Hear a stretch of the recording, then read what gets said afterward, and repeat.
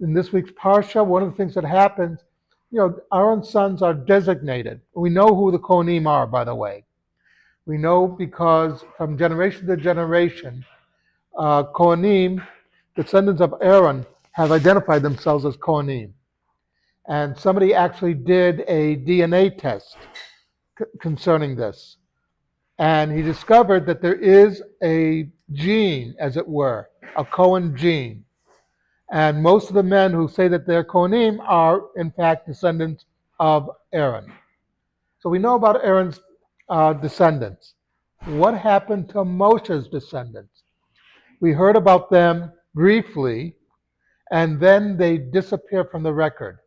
We don't know who his grandchildren were. It's very interesting. Moshe was the leader. Aaron, his brother, was a leader, but not as great as Moshe. And it's not saying that Aaron wasn't much, but he was a lot. He was a big guy, but he wasn't Moshe Rabbeinu. And perhaps the answer the Torah is trying to insinuate here is just because your father is a great leader doesn't make you a great leader. All it means is you had a good father. And one of the interesting things in history, if you ever look at it, you'll notice that you have some people who are great leaders, but their children don't seem to follow in their father's footsteps, or they aren't as great.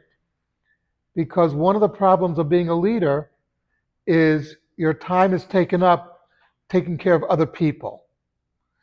It's a typical problem of leadership in many areas, that you forget about your own kids. You forget how important your presence is to them.